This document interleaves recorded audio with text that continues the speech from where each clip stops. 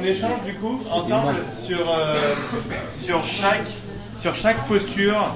Par exemple, la première, si vous voulez, je peux même la relire. J'aimerais avoir les arguments de ceux qui détestent la première et de ceux qui adorent la première. Relis-la. Bon bah ok. Donc c'était missionnaire numérique. Je passe une grande partie de mon temps à lire, débattre, penser à tout ce qui touche à l'effondrement. J'ai un besoin irrépressible de partager ma prise de conscience. Mon mur Facebook est rempli de mauvaises nouvelles et mes proches me demandent de changer un peu de sujet. Mais je n'y arrive pas. Qui déteste? Ouais. Pourquoi tu détestes? Mais je déteste parce que je pense que si on doit parler d'écologie et du mur à venir, il ne faut pas le faire seulement d'une manière pessimiste. Il faut, sinon ça fout le moral à zéro aux gens à qui on parle. Et donc il faut essayer de trouver un petit peu d'aération, sinon on est tout. Voilà. Quelqu'un qui adore? J'aimerais bien avoir un pour, un contre, un pour, un contre. Il y avait un deuxième déteste. Là, mais pas que les contre et après les pour. Un pour? Ouais. Moi j'adore parce qu'en fait je pense pas que ce soit pessimiste, mais c'est plutôt réaliste en fait. Et elle est là la différence. C'est que quand on s'appuie sur des faits, on ne peut pas dire que voilà, c'est que des mauvaises nouvelles, on essaye de déprimer les gens, on essaye de leur dire voilà, regarde cette info-là, et on a détruit je sais pas combien de pourcents des espèces en 25 ans, donc c'est pas pessimiste, c'est réaliste, et une fois qu'on accepte la réalité, on peut essayer d'avancer. Mais c'est pas en restant dans le déni, en disant non, mais regarde, c'est super pessimiste, il y a des bonnes choses, etc. Il faut du positivisme aussi, je suis d'accord, mais il faut d'abord passer par accepter la réalité. Ça ne veut pas dire qu'on n'accepte pas la réalité quand on ne veut pas seulement...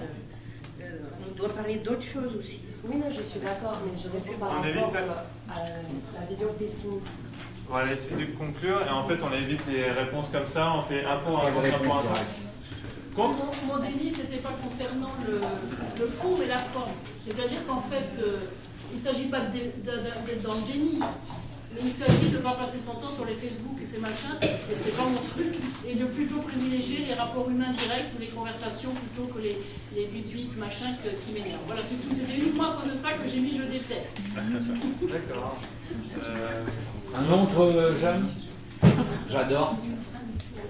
Moi j'ai mis j'aime parce que je le fais, mais en fait je trouve ça nul de le faire, donc voilà. Je pense que des fois on le fait malgré nous, en fait on a envie d'alerter tout le monde en disant mais vous ne pouvez plus vivre dans le monde que vous croyez et maintenant ouvrez les yeux. Mais en fait c'est pas forcément la bonne solution, donc je suis un peu en lutte contre moi-même. Voilà. Bienvenue au club. C'est hyper polluant d'aller sur internet, donc en fait c'est un peu contre-productif aussi, quoi.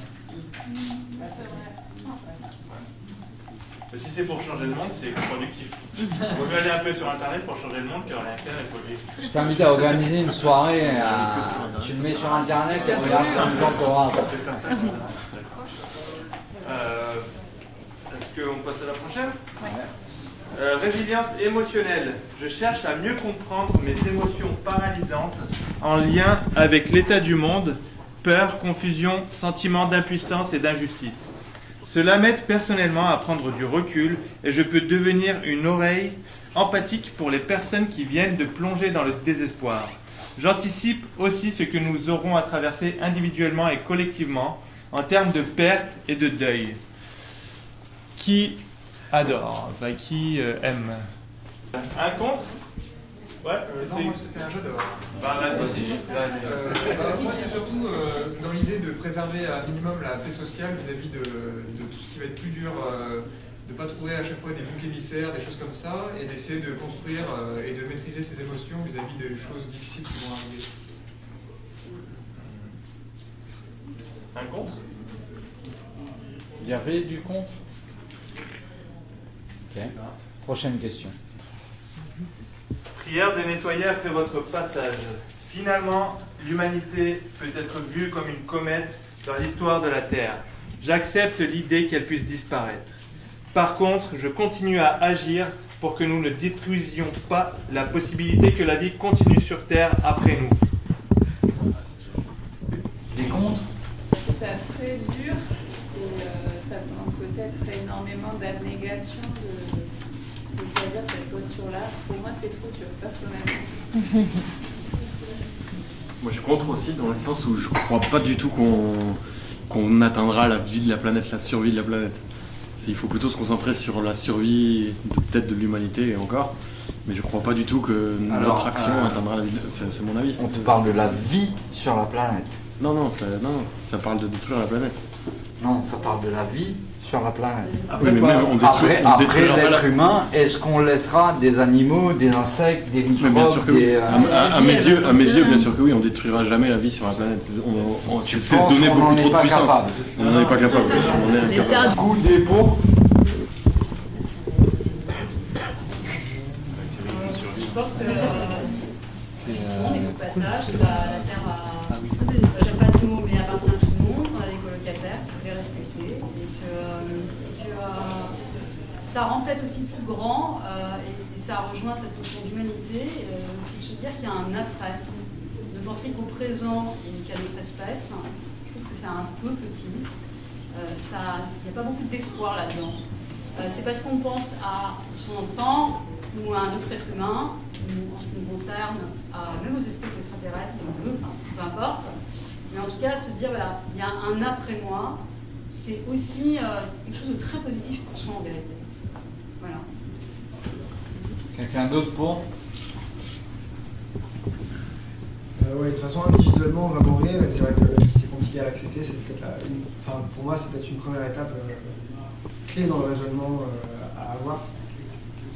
Ouais. Et donc, étendre ça à l'humanité entière. Après, c'est plus facile, quoi. Une fois qu'on l'a pour soi.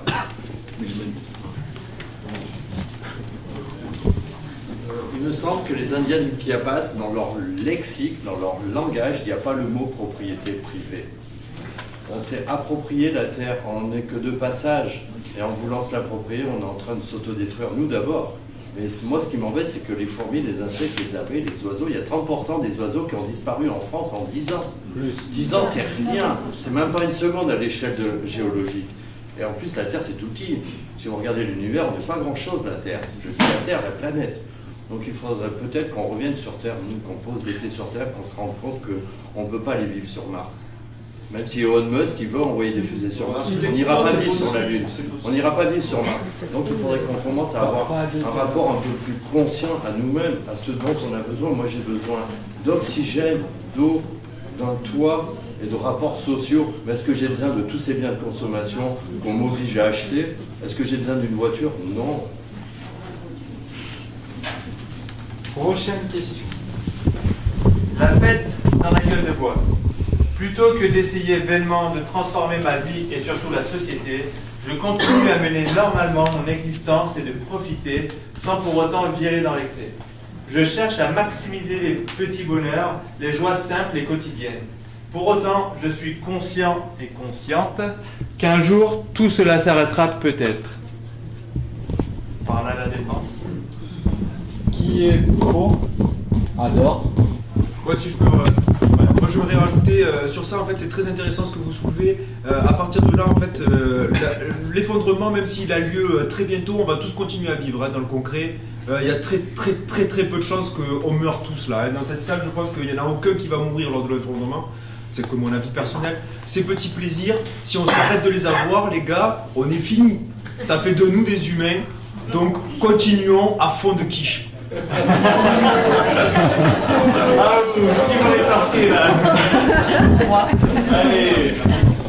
Moi, c'est clairement le discours qui m'emmerde. C'est des gens qui veulent pas du tout se remettre en question et pas du tout remettre en question leur mode de vie. Ne parlons-nous pas des petits plaisirs?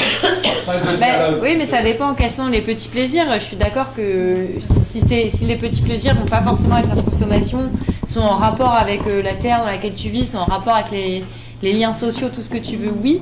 Mais ceux qui se remettent pas en question et que leur petit plaisir, c'est de la consommation, c'est d'avoir les habits à la dernière mode et c'est de pas du tout vouloir se repositionner parce que de toute façon on est foutu, bah alors moi non, ça c'est clairement ce qui m'énerve. Ton point de vue est extrêmement intéressant et je suis totalement d'accord avec toi, c'est ça le pire. Quelqu'un d'autre adore? Et quelqu'un d'autre était pour? Enfin, contre? Juste un détail un peu technique. Effectivement, en termes d'extinction de l'humanité, c'est impossible. Enfin, c'est presque impossible parce qu'on est adapté à plein d'environnements différents. On peut parler de réduction, après, plus ou moins grosse. Mais la vie continuera, la planète continuera. On ne sauve pas la planète Terre. Sauver la planète, ça veut rien dire en fait. la planète Terre, elle était là avant nous, elle sera là après nous, et toutes les formes de vie reprendront sous plein de formes différentes. Ouais. Du coup, la question, peut-être que je m'éloigne un peu, mais la question de la vie sur la Terre après l'extinction de la Terre, parce que ça enfin, les scientifiques. Ouais, les scientifiques. De l'humanité. Non, les scientifiques. On est 1,5 milliard. Hein. Voilà. Malgré tout, cette question-là, je sais pas. On s'est posé déjà avant l'effondrement de se dire, puisque la planète a une fin, l'humanité sur la Terre, telle qu'on la connaît, elle a une fin. Mais voilà, après, qu'est-ce que ça change quoi, d'un jour à l'autre, quoi. C'est dans 4 milliards et demi d'années. Tout de même, il y a quand même des scientifiques qui sont inquiets sur la disparition d'oxygène, puisque en fait, si le réchauffement climatique, s'il y a un emballement, il y a certains scientifiques qui pensent que donc s'il y a un emballement climatique, le taux d'oxygène va s'effondrer, parce que le plancton ne va pas réussir à s'adapter au bouleversement de l'acidité des océans, des choses comme ça. Tu connais le pourcentage exact de l'effondrement de l'oxygène ou pas? Donc on est à 20,9 si je ne me trompe pas. Ah moi je sais pas exactement, ça de toute façon personne ne sait ce qui va se passer. Hein.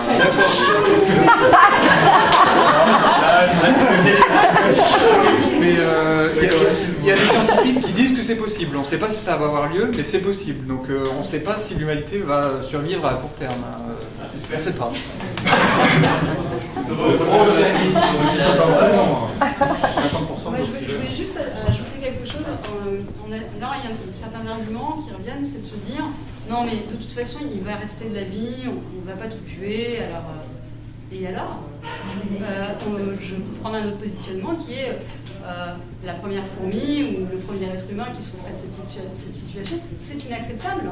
C'est reproduire cette idée que l'homme repousse sans cesse les limites, comme un petit enfant qui n'est pas mature, qui n'a pas accepté qu'il est non.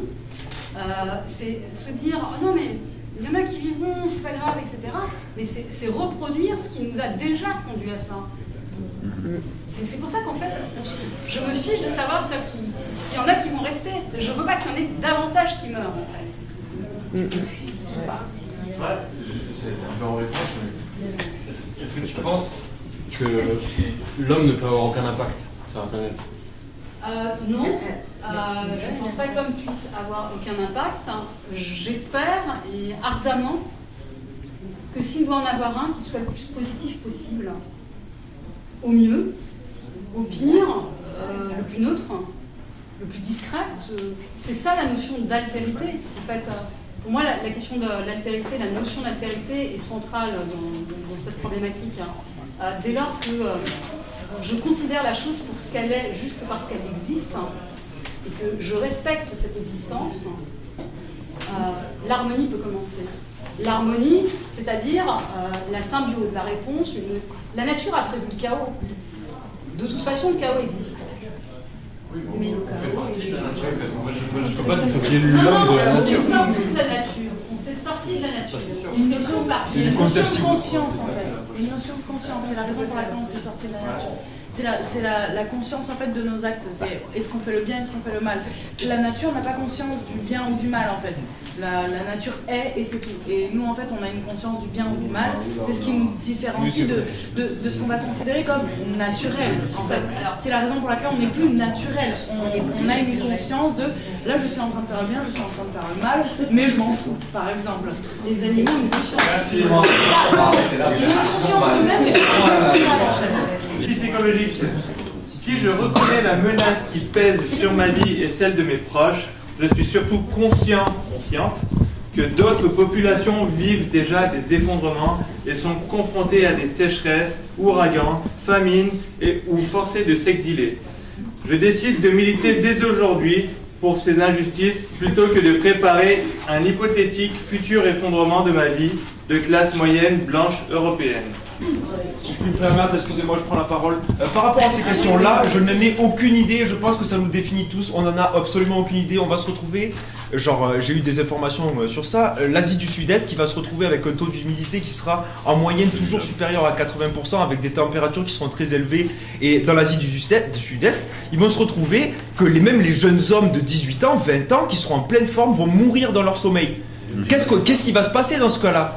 Comment est-ce qu'on peut même seulement prévoir et avoir une réflexion par rapport à ça? Est-ce que nous sommes seulement capables de les accueillir? Oui, en termes de territoire, on occupe à peine peut-être 2 ou 3% du territoire de toute la planète, de ce qui est immergé, genre.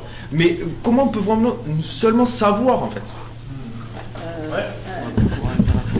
Peut-être qu'on ne sait pas, mais je pense que peut-être qu'on ne sait pas ce qui va se passer, mais d'une manière générale, on ne peut pas être indifférent aux problèmes qui se posent dans d'autres parties du monde, et notamment aux réfugiés climatiques qui vont venir de plus en plus.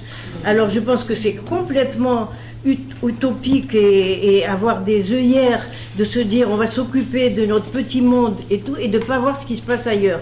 En tout cas, moi, avant d'être écolo, je me suis occupée des problèmes de l'international, donc je ne peux pas fermer l'œil à ce qui va se passer ailleurs. C'est vraiment vital. Et ça, Moi j'aimerais qu'on revoie en fait un peu, c'est pas vraiment mon argument, mais ce côté en fait de pays, ça amène aussi au fait qu'on n'ait plus d'empathie. En fait, des fois, c'est tellement que l'horreur est trop grande autre part, on perd notre empathie. Et j'ai entendu beaucoup de fois cette chose que il y a déjà beaucoup de problèmes en France, je m'en fous qu'on bombarde en Afrique. C'est pas du tout mon problème qui crève. Moi, j'ai envie que la France aille bien.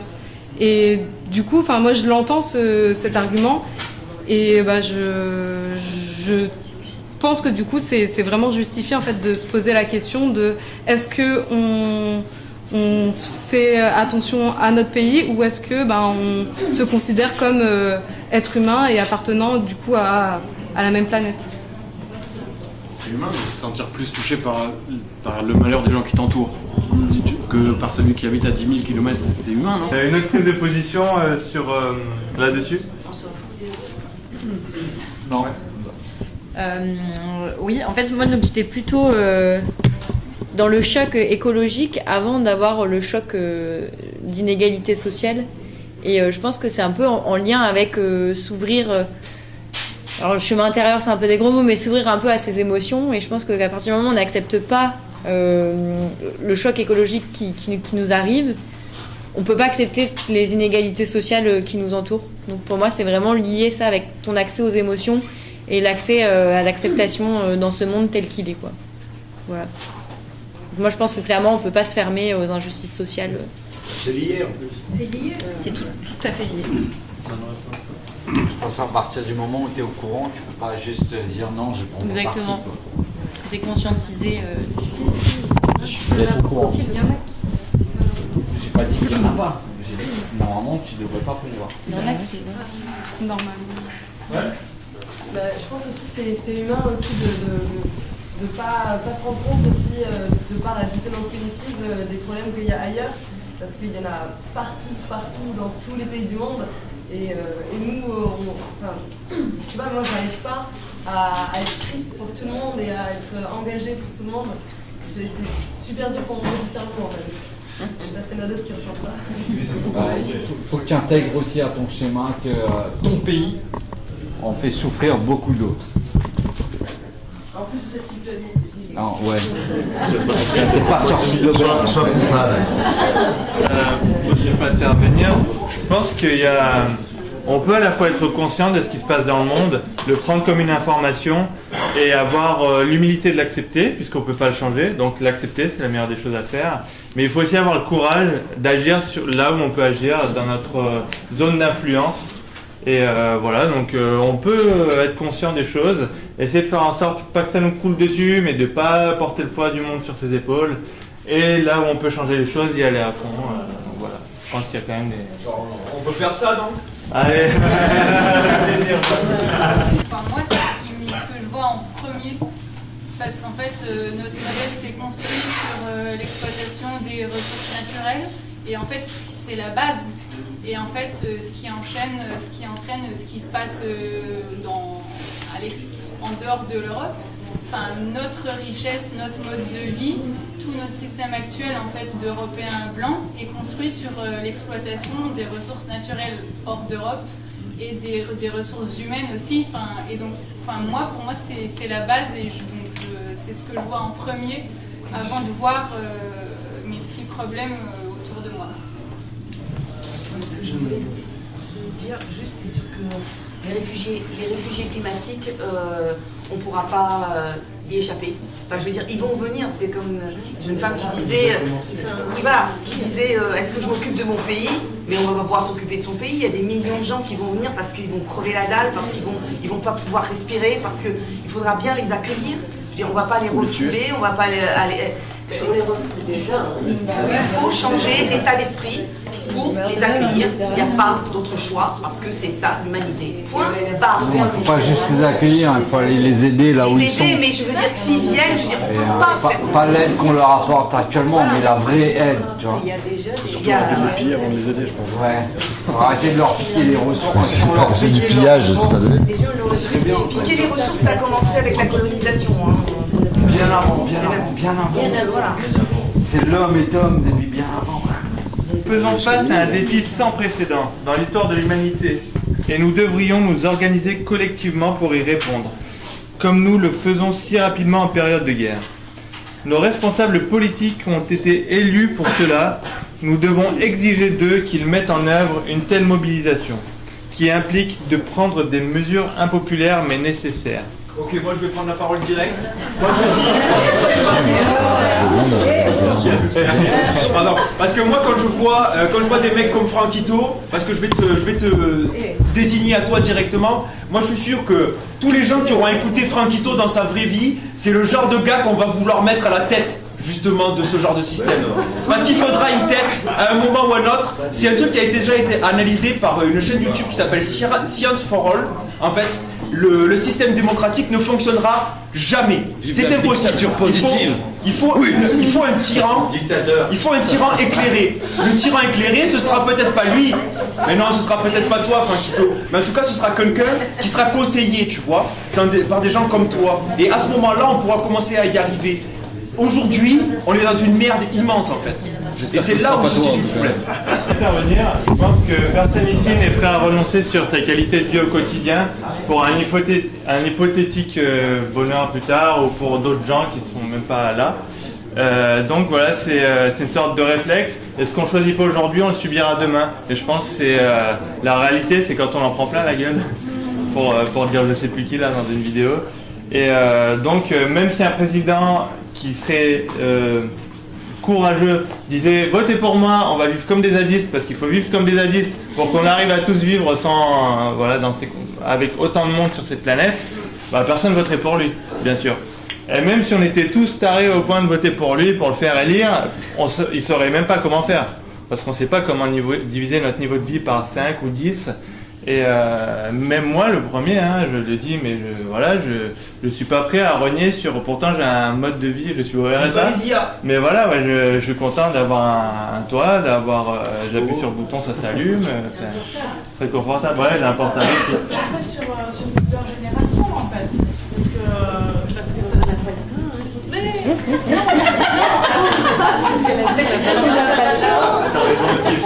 Mais en fait, bien sûr, on a pas le temps, mais inévitablement, on le prend. En fait, inévitablement, on le prend. Donc, il faut partir du principe que ça va se faire sur plusieurs générations et on est beaucoup trop nombreux pour partir du principe qu'il faudrait que ça se fasse demain. Ça ne se fera pas demain, ça va se faire sur 3, 4 générations, c'est-à-dire une génération, c'est 30 ans. Hein. C'est long, hein. C'est hyper long. Et le problème, c'est que ça ne va pas se régler demain. Ça va être, c'est les enfants des enfants qui vont apprendre aux enfants que les parents ont fait mal en fait. Mais parce que dès maintenant, en fait, on sait que nos parents ont fait mal sur ça. Mais oui, mais sauf qu'il y a une personne sur 2 ou sur 3 qui va partir du principe que oui, ça s'est mal passé, je vais pas le transmettre. Malheureusement, en fait, ça va mettre autant de temps que ça. Et ça va mettre autant de temps que ça à se transmettre. C'est juste une temporalité qu'on n'a pas. En fait. Qu'on n'aura jamais. Donc on est foutu. Moi je suis pessimiste. Hein. Vas-y, devant. Moi j'avais mis que j'aime pas, mais c'est plus pour des raisons que déjà j'ai pas confiance au système d'élection actuel et que du coup, mais par contre je pense qu'on est en droit de demander des changements qui soient non pas guerriers ou qui soient non pas des choses vraiment extrémistes, d'imposer des mesures hyper fortes à toute une population, mais par contre de demander déjà dans un premier temps des réformes de structure, quoi, un accompagnement structurel pour qu'on puisse justement nous se passer des voitures, par exemple. Demander à qui? Politiquement, quoi, tu vois, au pouvoir ou à la forme. Non, justement pas à Macron, parce que je crois pas vraiment au système électoral, mais si nous, par exemple, on s'organise et qu'on a le droit de demander une réforme de là-haut aussi, quoi. Il n'y a pas tout qui doit venir de nous. C'est légitime en tout cas. Juste pour te répondre, le côté de on attend et que avec les générations futures, on va pouvoir diviser notre niveau de vie. En tout cas, moi, ce que je vis et ce que je vois, peut-être pas à Montpellier dans ma sphère, mais c'est qu'en fait, c'est le contraire. On est en train de continuer à augmenter dans nos besoins et dans notre niveau de qualité de vie. Et c'est ça qui, moi, m'angoisse. C'est que je vois un effondrement arriver.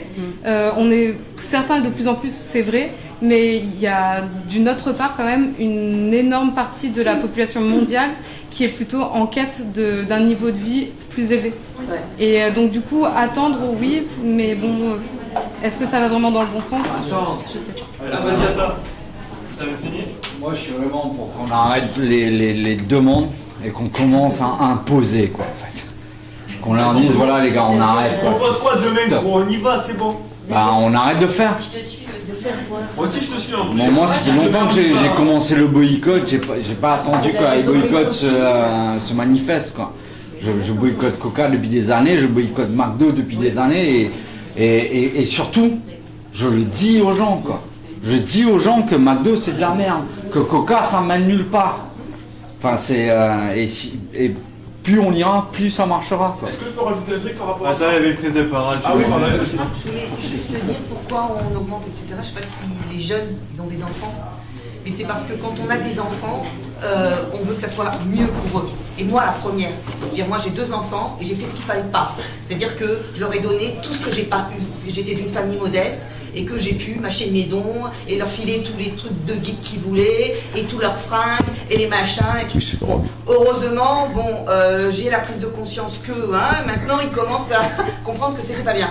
Mais parce que de partout dans le monde, les parents, notamment les parents quand ils ont des enfants où eux ils n'arrivent pas à bouffer, ils veulent que leur enfant ils aillent mieux derrière et qu'ils puissent au moins bouffer et au moins avoir un toit. Et donc c'est normal que ça continue à progresser comme ça, voilà. Et d'avoir la conscience de dire bon, moi c'était bien, mais toi mon fils, ça sera moins bien pour toi. J'aimerais bien que l'humanité ait cette conscience-là, mais je ne sais pas si on y arrivera. Parce que quand on a des tripes de mer, c'est dur. Voilà. Et certes, il y a des gens qui sont dans la merde. Moi, je fréquente le Lumpenprolétariat de Montpellier. Il y a des gens qui n'ont pas de logement. Il y a des Géorgiens, des Arméniens, des Albanais, tout ce que tu voudras. Il y a 3 millions de logements vides en France. Je ne parle pas de résidences secondaires. On a coulé trop de béton. Il y a quelqu'un tout à l'heure, il s'appelle Régis, il nous a dit que tous les 7 ans, on recouvre ta bagnole. Tu prends ta bagnole, c'est pas la tienne. Mais si c'est la tienne, elle passe 90% de son temps sur un parking. Tu prends une photo satellite, tu prends un drone, ça recouvre. Si la bagnole elle est partagée par 100 personnes, parce que peut-être elle peut être partagée par 10 personnes, et en plus on pourrait vivre autrement, on n'a pas besoin de la bagnole. Donc effectivement, même en France, il y a paupérisation. Tu peux aller voir à TD Carmonde, il y a des gens qui sont dans une mer de noix, mais il y a aussi des gens qui gagnent 70 000 euros par mois et ils sont pas riches. Un joueur de foot, c'est un pauvre, il gagne qu'1 million d'euros par mois, le joueur de foot. Un milliardaire, c'est un rapport de 1 à 1000, c'est-à-dire 1000 SMIC. 1 million d'euros, c'est 1000 SMIC. Mais est-ce que c'est raisonnable qu'il y ait des gens qui aient 1 million d'euros pour faire n'importe quoi avec? Parce que si au moins ils utilisaient intelligemment cet argent. Donc le problème aujourd'hui, c'est pas de la pauvreté ou de la richesse, c'est de la folie meurtrière de l'humanité. Qu'est-ce qu'on fait avec les ordinateurs? Ils en sont à se battre à la nanoseconde. Il y a des films de science-fiction qui t'expliquent en informatique, si tu peux niquer, qu'est-ce qui est en train d'arriver avec le Brexit anglais? Ils ont niqué les Anglais, je vais être grossier là. Ils leur ont fait croire que de sortir de l'Union Européenne, leur système de santé allait s'améliorer. Theresa May, je vais arrêter. Theresa May, elle a besoin d'insuline. Donc ce qu'il faut faire, c'est arrêter de regarder Hollywood. Ce qui nous a mis dans la tête dans Hollywood, c'est que de vivre bien, c'est d'avoir des 4x4. Il faut qu'on déconstruise nos imaginaires et dépolluer nos tronches. Dépolluons nos tronches et ça ira un peu mieux. On va passer à la prochaine. Saut de conscience. L'effondrement est en fait une opportunité pour notre humanité occidentale de prendre conscience des limites de son modèle de fonctionnement.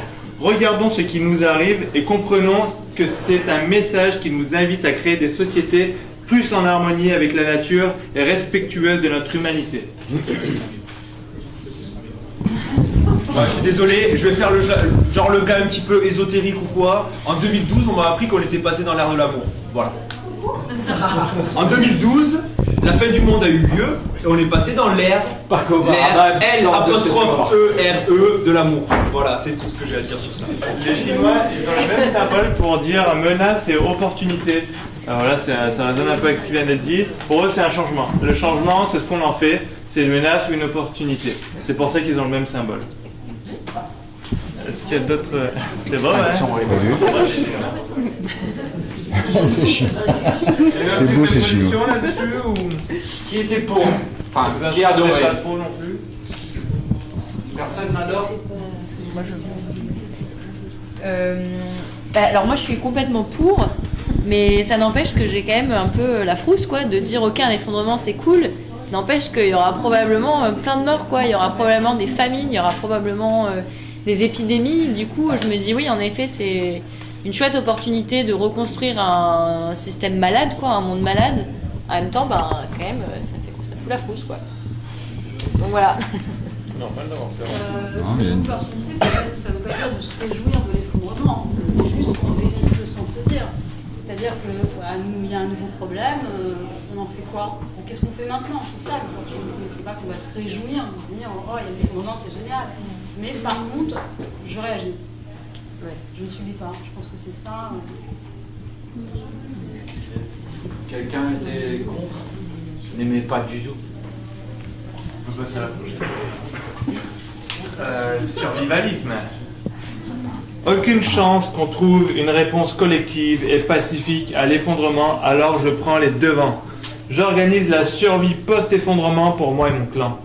Cela implique que je trouve un lieu de vie reculé et que je commence à faire des réserves de nourriture et que j'envisage des moyens de défense. Pour ma part, j'ai l'impression que c'est pas utopiste et ni pessimiste en fait, que de penser qu'il va falloir être capable de se débrouiller sans les ressources qu'on nous donne en fait. Donc je pense... Pardon ? Qu'on nous vend. Qu'on nous vend. Effectivement, je pense que c'est le survivalisme, c'est pas être vouloir se battre contre la fin du monde ou être une personne hors de la réalité en fait. C'est juste savoir se débrouiller, je pense, sans tout le confort qu'on nous a. Sans tout le confort qu'on nous a apporté en fait. C'est vrai qu'après tout on a troqué notre temps contre du confort. Donc c'est ce que voilà, c'est l'idée de. J'ai quelques Kalachnikov, ce que tu peux me dire. 700 € pas cher. Selon moi, on n'en aura pas besoin. On n'a pas besoin forcément de tout faire péter, tu vois, pour se. C'est vrai. Moi, je pense plus à réduire un petit peu notre cercle d'action, c'est-à-dire que tu travailles pas pour une industrie qui te correspond pas et même que tu visualises même pas en fait. Tu travailles pour toi, c'est-à-dire que tu cultives tes légumes pour les manger. C'est pour ça que tu leur apportes de l'amour. Un producteur agricole, quand tu fais quand tu industrialises l'agriculture, tu vas apporter moins d'amour à tes légumes et donc forcément, parce qu'il y a une notion d'argent en fait derrière. Donc tu apportes moins d'amour à ce que tu produis et je pense que c'est difficile quand tu nous et je pense que il faut donner de l'amour à tout ce qu'on fait. Du sens. Moi je suis d'accord qu'effectivement on apprenne à se débrouiller, à vivre en autonomie et en accord avec la nature et beaucoup plus en symbiose, mais je trouve que dans le terme survivalisme, il y a une notion d'individualité qui me dérange et pas assez d'interconnexion et de relation avec les autres. Parce qu'il y a même dans ton texte, là, ils disent même moi et mon clan, enfin, c'est pas très... on oublie un petit peu les relations humaines et ce que peuvent nous apporter les autres. Parce que toi, tout seul dans ta forêt, tu vas pas faire grand chose, tu vas probablement mourir dans 2 semaines, alors qu'une communauté ou plusieurs personnes qui savent plusieurs choses et qui complètent leur savoir-faire, ça peut amener quelque chose. Moi, ce que je voudrais dire, c'est que je suis ni pour ni contre, mais je pense que c'est quelque chose le survivalisme, des gens qui se disent survivalistes. Ça peut paraître au départ très, très logique pour certaines personnes. Moi, je peux le comprendre, même si je n'y adhère pas. Mais c'est quelque chose, on va devoir faire avec, lutter ou faire avec, je ne sais pas ce qui va se passer. Quand tu dis par exemple, bon bah on va cultiver, moi je cultive mes légumes et tout, mais il faut savoir qu'il y a des gens qui ne vont pas cultiver les légumes. Ils viendront te les bouffer les légumes. Et quand on parle de dire, moi je défends mon clan, je suis désolée, mais moi à survivre, je suis pas, je veux tuer personne, hein, je veux bien tout partager, je veux bien collaborer. Mais si quelqu'un vient chez moi, et si, même à l'heure actuelle, si quelqu'un vient chez moi prendre ce qui m'est nécessaire, mon portable je m'en fous, il pourra le prendre, hein. Mais s'il vient manger ma nourriture, s'il vient boire mon eau, alors qu'on est en train de crever, et mes enfants, parce que bon, si je suis mère, et mes enfants crèvent avec, je vais lui casser la gueule. Et sévèrement. Le plus sévèrement possible, oui. Et je ferai pas comme dans les films de peur, tu sais, où la fille elle donne un coup et elle se sauve. Non, alors, excusez-moi, je prends un peu. Les films de peur. Ce que je veux dire, c'est qu'il va falloir faire avec ça, parce qu'il va y avoir. Si vraiment on rentre dans un moment, je sais pas, un lieu, un moment, je sais pas comment ça peut se passer, qui va être grave à ce point-là, parce que je ne sais pas si on va y arriver, nous en France en tout cas, même si déjà il y a des gens qui y sont, mais comment on va faire avec ça? Et je suis loin, mais très loin d'être persuadée que l'idée de collaboration ou de coopération sera vraiment utile à ce moment-là. C'est-à-dire, est-ce que ça va pas être la jungle, quoi? Moi, je n'y crois pas. Je pense qu'il va y avoir des structures qui vont se mettre en place, mais en tout cas, ça ne peut pas. On ne peut pas faire. Enfin, c'est pas que dans les films, quoi. Et je crois qu'il faut se poser la question comment on va faire avec les gens qui tendent déjà vers ça, parce que c'est légitime. Hein, c'est légitime. Alors la violence, je dirais pas la violence, parce que la violence, elle est partout. Ok. Non, on prend les 3 dernières, franchement. Pour résumer, le survivalisme individuel, c'est pas bon. Il faut qu'il soit collectif et le plus possible. Le plus possible. Le survivalisme collectif. À toi. C'est la même chose, c'est-à-dire survivalisme, il y a une partie où il faut l'être, mais pour l'après-moi, le survivalisme, c'est au présent. Et la mise en communauté, c'est pour le futur. Donc voilà. Ceci étant, Pablo Servigne, dans son livre, rapporte deux cas de figure différents. En cas de catastrophe, peu importe quelle soit laquelle elle est, mais subie et de court terme, contrairement à ce qu'on pourrait croire, lui rapporte que les gens ont plutôt un comportement bienveillant et de partage. En cas de catastrophe, elle dure longtemps. Et pour ça, les références qu'ils ont, c'est les états de guerre. Dans un premier temps, les réactions sont positives. Et si la catastrophe perdure, là, effectivement, il peut y avoir des comportements plus délétères, voire agressifs. Maintenant, eux-mêmes, enfin, en tout cas dans son livre, expliquent que dans le cas d'un collapse, il ne sait pas, il ne peut pas dire quelle serait la réaction.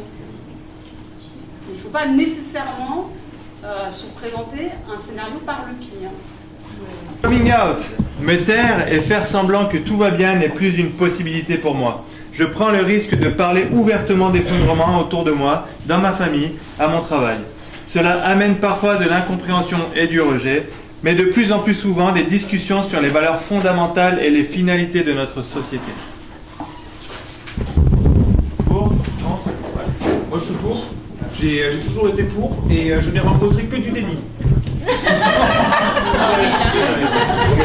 dirais que ça dépend dans quelle mesure. Si on voit que la personne est à peu près réceptive, on peut continuer à argumenter. En revanche, si elle est totalement fermée, c'est vrai qu'à force, on s'use, on se fatigue et on perd de l'énergie qu'on pourrait investir ailleurs. Donc, je pense en effet, montrons l'exemple, discutons avec les personnes qui ont envie justement d'être dans l'échange, mais ne perdons pas trop de temps et d'énergie non plus.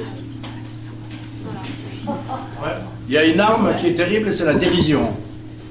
La dérision, pour parler de ça, se foutre de nous, des gens, de tout le monde. Et ça porte beaucoup plus que être sérieux. Elle est de plus en plus mal comprise. Hein.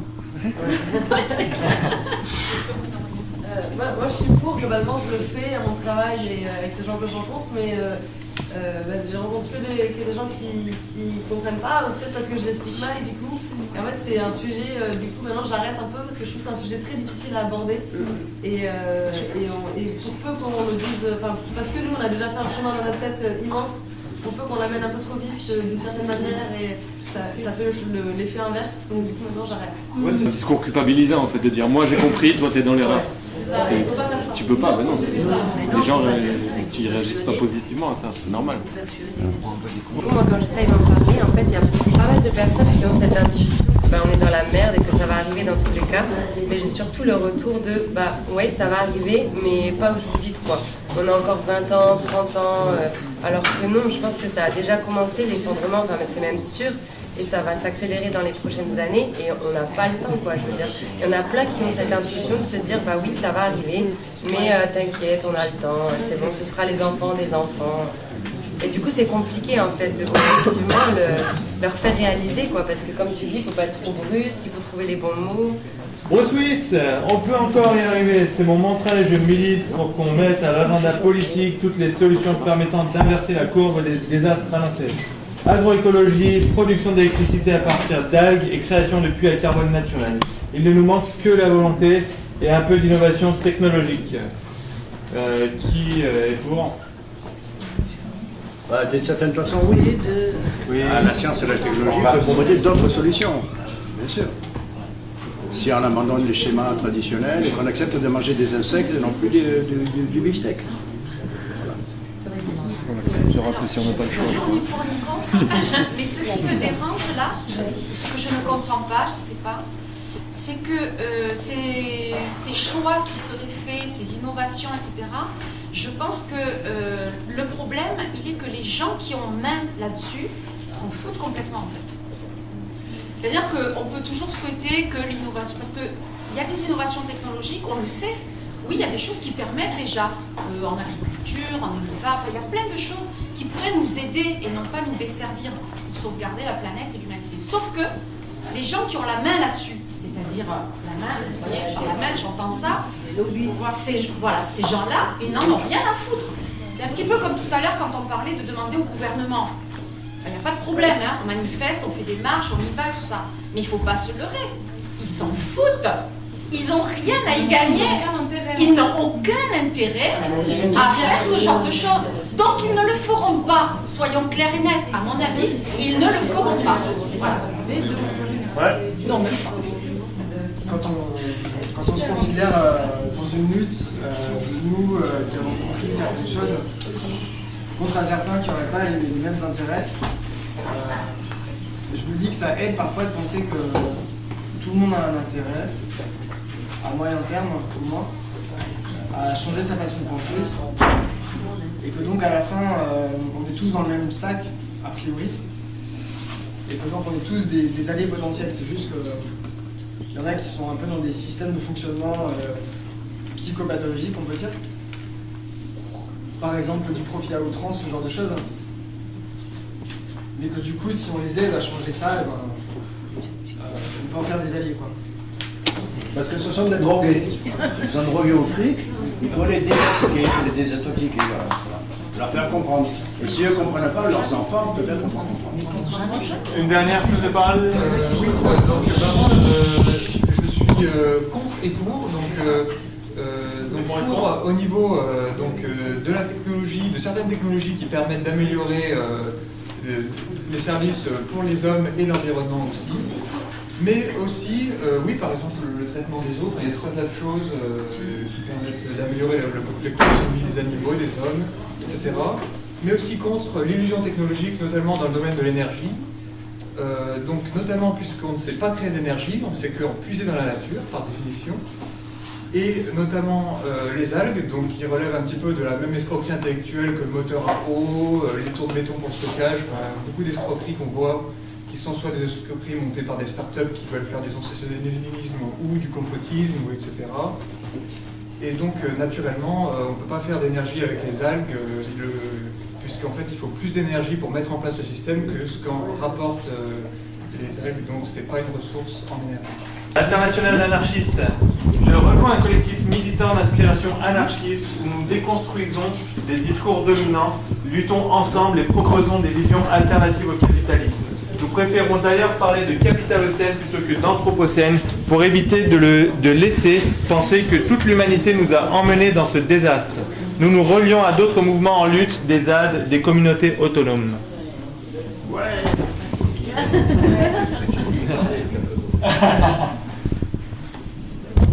En fait, capitalocène, ouais, ok, mais en fait, en étudiant l'histoire de l'humanité, on se rend compte qu'en fait, à chaque fois qu'il y a eu un mouvement d'humains qui se déplaçaient de l'Afrique vers d'autres parties du monde, en fait, il y avait une extinction des animaux.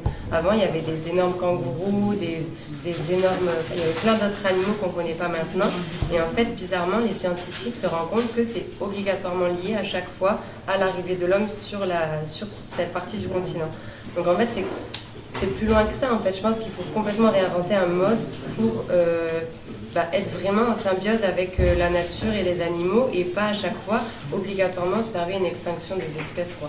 Donc capitalocène, ouais, ok, mais en fait, il ne faut pas non plus trop se culpabiliser parce qu'en fait, en étudiant l'histoire de l'humain, on se rend compte que c'est toujours la même histoire qui se répète, en fait.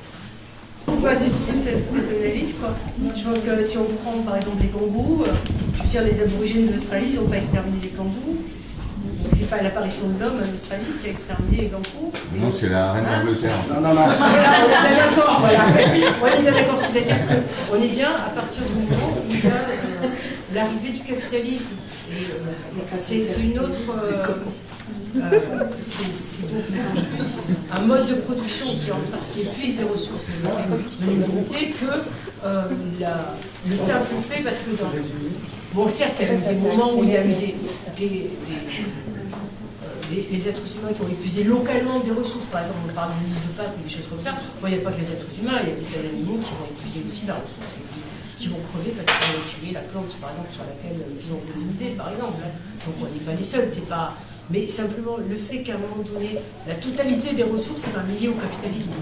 Qu'il y ait épuisement des ressources de la planète, c'est lié au capitalisme et pas à l'humanité. Je veux réagir, peut-être que j'ai mal compris ce que tu veux dire, mais moi je suis pas d'accord. Le capitalocène n'est pas à l'intérieur de l'anthropocène. Dans mon sens, pour moi, anthropos c'est l'homme, au sens être humain. Mais il y a depuis des... Bon, après les anthropologues, on va pas faire une conférence sur ça, savoir si c'est 200 000 ans qu'il y a l'homo sapiens, s'ils ont fait des découvertes récentes, peut-être que l'être humain. On s'en fout si c'est 200 000 ou 300 000 ans. N'empêche que pendant plus de 200 000 ans, ça allait plutôt bien. Le rapport de l'être humain à son environnement, et tu peux me laisser finir, le rapport de l'être humain à son environnement était pérenne. Au sens, si tu vas voir des peuples premiers en Amazonie, ils ont un rapport au monde qui fait qu'ils n'ont aucune prédation sur cet environnement. Ils vivent en harmonie avec leur monde. Ils ne sont pas des prédateurs. Et le WASP anglo-saxon, c'est-à-dire nous les catholiques, nous les blancs, moi qui suis d'origine espagnole, qu'est-ce qu'ont fait Charles Quint, qu'est-ce que sont allés faire en Amérique du Sud les Espagnols? Mais c'était, le bordel avait commencé déjà bien avant, je pense qu'il a commencé avec la sédentarisation et l'invention de l'agriculture. Mais oublions ça. Revenons à Charles Quint et revenons aux anglo-saxons, revenons à ce que font aujourd'hui les États-Unis. Et le paradigme de Hollywood, les Chinois, ils sont devenus complètement cons, ils étaient confuciens, ils sont devenus complètement cons les Chinois. Ils sont 1,4 milliard, ils veulent vivre comme des Américains. Ça tient pas la route. 7 milliards de bagnoles sur la planète, ça n'est pas possible. L'énergie, le débat sur l'énergie, c'est un faux débat. 200 km² de soleil sur le Sahara, c'est plus que tout ce qu'on consomme. Donc de l'énergie, il y en a beaucoup trop, c'est comme l'argent. Mais par contre, notre rapport au monde, notre façon de vivre, notre façon de penser, les conneries qu'on m'a mis dans la tête, moi on m'a appris que Robespierre c'était vachement bien. Et ben même Robespierre c'était pas vachement bien. C'est les bourgeois qui ont remplacé les aristos pour développer un capitalisme prédateur et délétère et mortifère. On est en train de s'achever là. Donc si on se réveille pas, on est mort. Donc le capitolocène n'est pas à l'intérieur de l'anthropocène. Le capitolocène est contre l'anthropocène, à mon avis. Alors, bon, pour te répondre rapidement, il y a des bouquins de Jared Diamond déjà, sur la disparition des différentes civilisations. Alors il y en a effectivement quelques-unes qui ont réussi à retrouver un équilibre, et d'autres qui ont disparu, l'île de Pâques, etc. Bon, tu as quelques îles dans le Pacifique, le Japon par exemple a réussi à équilibrer. Par contre, par exemple en Amazonie, dès qu'Homo sapiens est arrivé, il a fait disparaître les paresseux géants. Tous les grands mammifères d'Amazonie ont disparu, partout. où Homo sapiens est arrivé, en Australie, en Asie, en Europe, il n'y a qu'en Afrique. En Afrique, pourquoi les grands mammifères sont restés? Parce que les grands mammifères connaissaient le singe là. Ils s'en méfiaient. Tu vois. Par contre, lorsqu'il est arrivé un peu partout, ils ne le connaissaient pas. Et les Homo sapiens, ça a tout massacré. En Australie, partout, en Afrique, partout. Tous les grands mammifères ont disparu.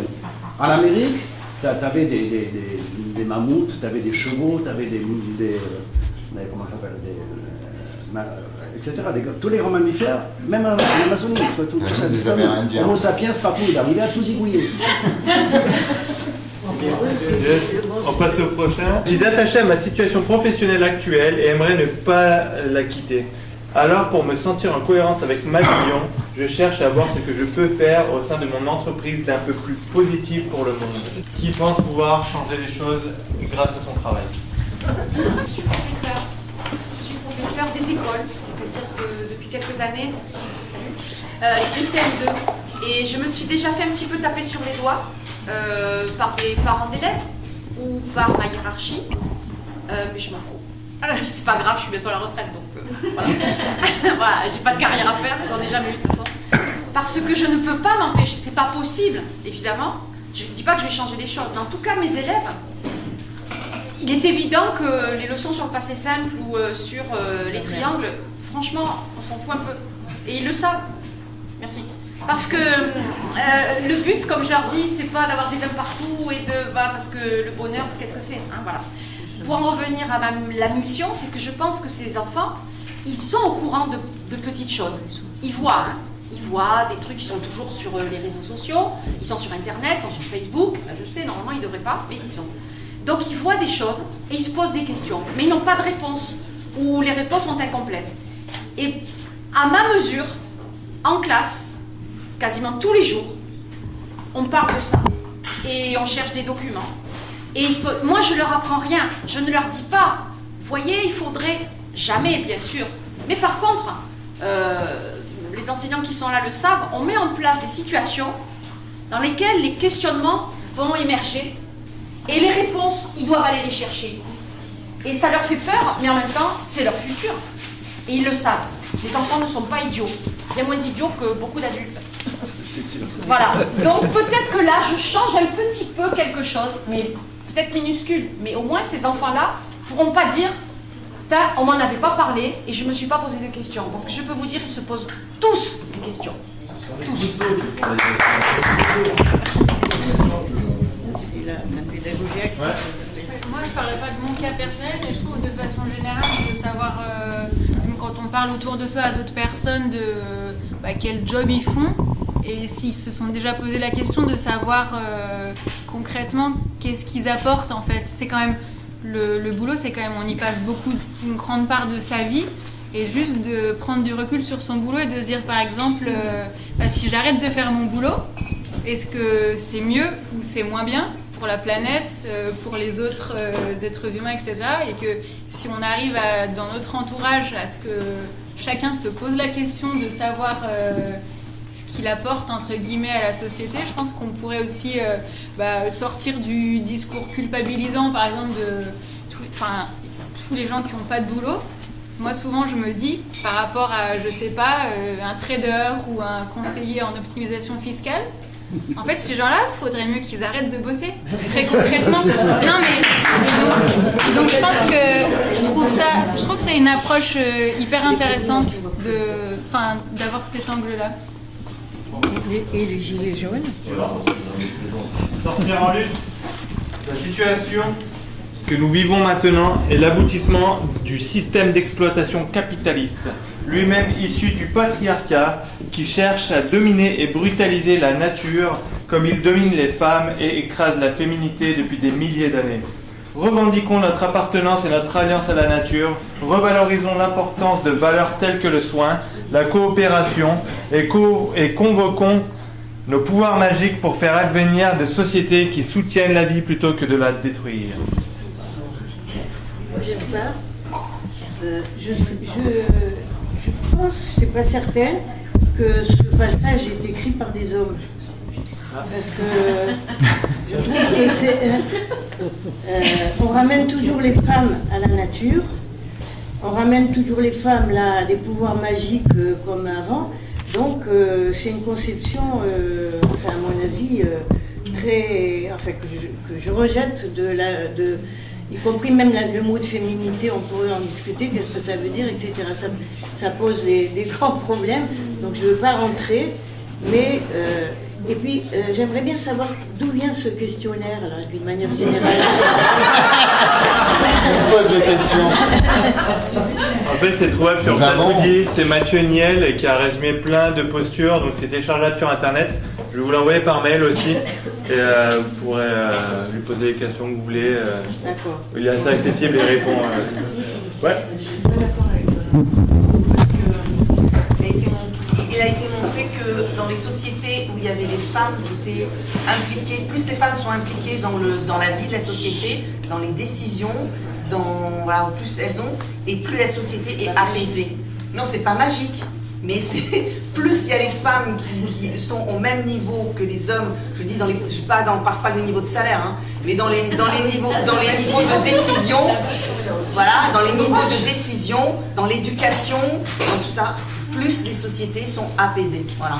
Plus les sociétés sont qu'avec des hommes, plus c'est des sociétés violentes. Voilà. Ça, c'est culturel, c'est pas anthropologique que les hommes sont bons, qui vont en prison, qui sont violents, qui tuent leurs femmes. C'est culturel, c'est pas anthropologique.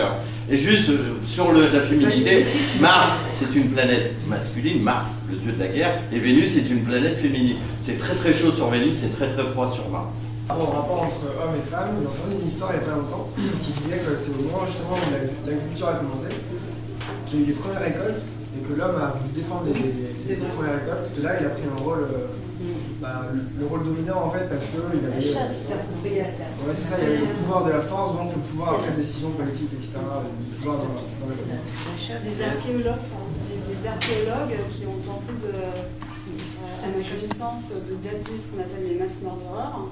À quel moment il y a eu des attaques entre hommes de masse, il y a eu des gens qui se tapaient dessus et qui se tuaient. Hein. Mais c'est au moment de l'agriculture et de la propriété.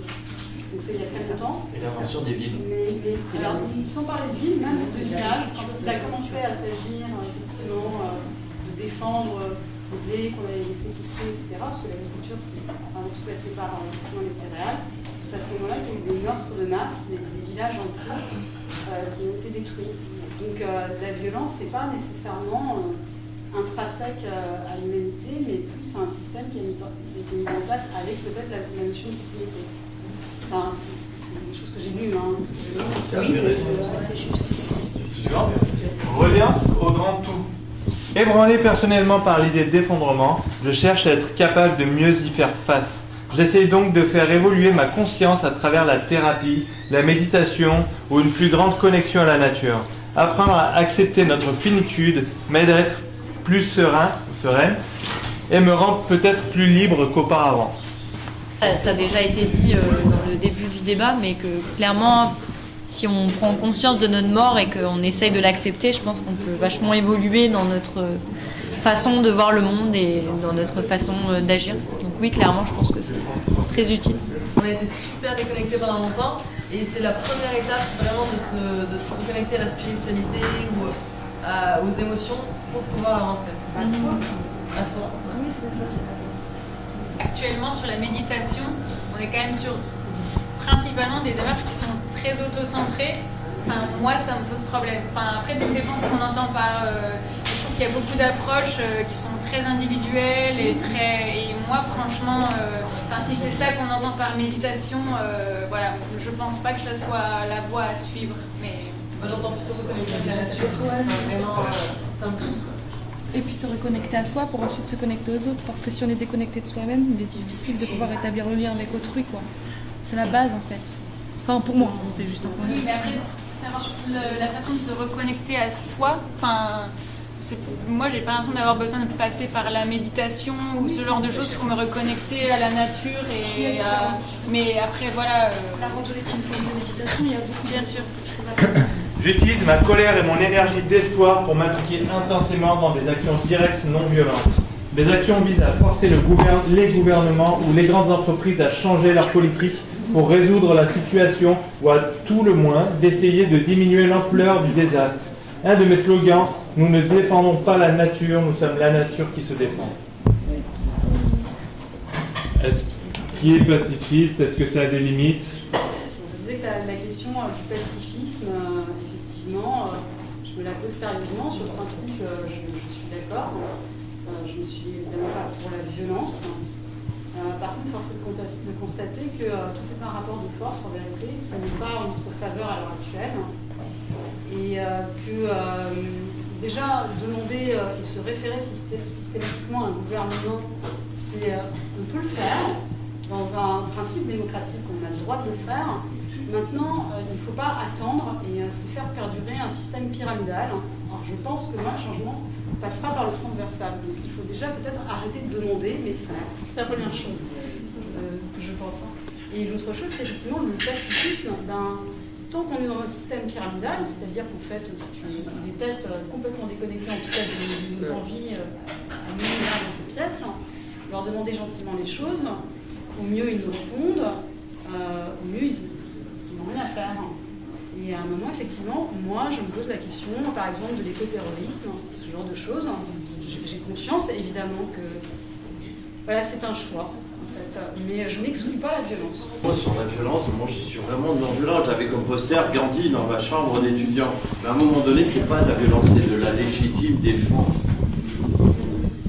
Par exemple, je suis pacifique, mais pas pacifiste. C'est-à-dire pacifiste, c'est quoi qu'il arrive, je fais la paix, tu me tapes, je fais la paix, il n'y a pas de problème. Non, je suis pacifique, c'est-à-dire, a priori, je ne suis pas dans le conflit. Mais si on vient me taper, là, je vais prendre d'autres décisions peut-être. Moi, je voudrais juste, je pense qu'il faut se poser la question, et je me la pose aussi, moi c'est pareil, non violent, mais en même temps, juste demander, manifester, etc., est-ce que c'est efficace? Bon, aussi, force est de constater que ça l'est pas. J'arrive à la conclusion que ça ne l'est pas. Voilà. C'est pas suffisant, mais c'est nécessaire. Enfin, je pense que on n'est pas du tout au rien. En tout cas, oui, je suis bien d'accord. Mais tout à l'heure, on parlait de perdre de l'énergie dans certaines choses. Je pense qu'à un moment donné, on perd beaucoup d'énergie. Je pense que si mon fils serait content de m'entendre dire ça, et effectivement, si d'un coup tout le monde se mettait à tout casser, des choses qui sont vraiment porteuses de choses négatives, je pense que les choses, ça changerait. Je pense que là, les gouvernements, ils bougeraient peut-être parce que... Si on va péter la bourse et couper la tête aux traders, je pense que là, les choses changent. Voilà. Je pense qu'incarner le changement, en fait, c'est une action pacifiste et qui a de l'impact. Par exemple, il y a de nombreuses coopératives qui ouvrent. Et c'est une manière, sans violence, de détrôner un peu le système établi. C'est-à-dire, s'il y a de nombreuses coopératives, que chacun à son échelle s'investit dans une coopérative, eh bien, il est évident que notre argent, on n'investira plus dans un modèle qui ne nous correspond pas. Et je pense vraiment que ça aura peut-être plus d'impact en effet que juste manifester ou de tout casser, c'est de créer quelque chose de différent en fait. C'est le guide des alternatives qui l'avait écrit. Pardon? C'est trop utopiste, c'est gentil. Ouais, Jamais ces personnes qui le font. Donc à un moment...